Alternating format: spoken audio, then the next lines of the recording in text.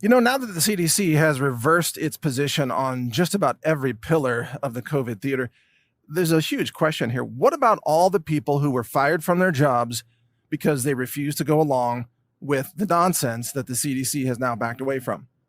Because the CDC now says that vaccinated people and unvaccinated people have the exact same guidance, no difference between them, which means they can all work together now. So there's no longer any justification for firing people for not being vaccinated or causing them or forcing them to quit. What about there's no more social distancing under the CDC's new guidelines? So what about people who refuse to go along with that, or people who refuse to wear a mask, or people who didn't want to be tested all the time? Because the CDC now says there shouldn't be any testing of asymptomatic patients anymore, because that's nonsense. It's stupid to test people who aren't sick. We knew that this entire time. We've been saying that in the independent media. But if you said this, if you were a doctor or a nurse, you were fired. Shouldn't all those people get their jobs back? What about all the soldiers? What about the people working for the United States Postal Service or any corporation that fired people for not being vaccinated, not wearing masks, not social distancing? And what about all the people who were banned off of social media or YouTube or whatever the case may be? If they were banned, shouldn't they be reinstated? Because frankly, they were banned for saying the exact same thing that the CDC is now saying. Is it just okay because the CDC says it now? Or is it more like, well, the CDC is finally coming around to the truth that we, the people, knew this entire time? And what about America's frontline doctors?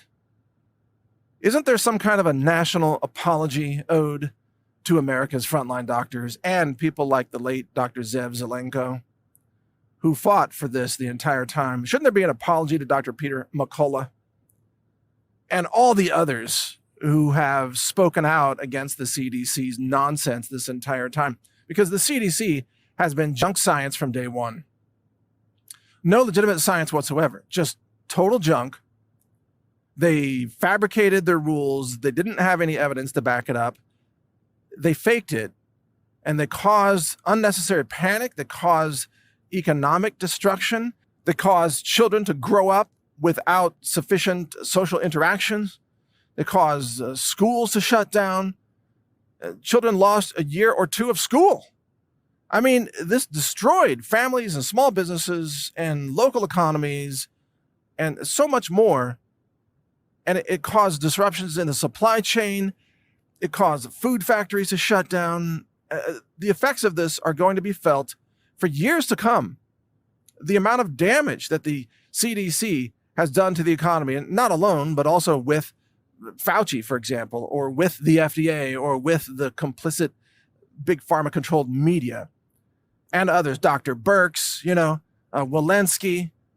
Of course, she's at the head of the CDC, but you get my point. This was a tag team medical terrorism effort by all of these people who successfully destroyed a very significant percentage of America's economy, and they destroyed freedoms of the American people. And where is the apology for these people? Where is the apology? Because, obviously we're not going to see an apology at all. We're just supposed to pretend that this never happened. That, never mind. What? Really?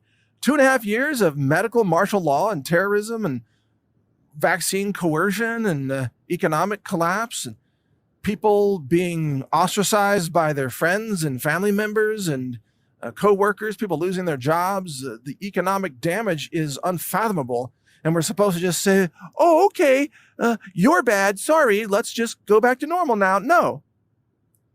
The CDC should be investigated for its criminal conspiracy, this crime against humanity that the CDC carried out. And people like Walensky and Fauci and so many others, they engineered it, they went along with it, and they are guilty.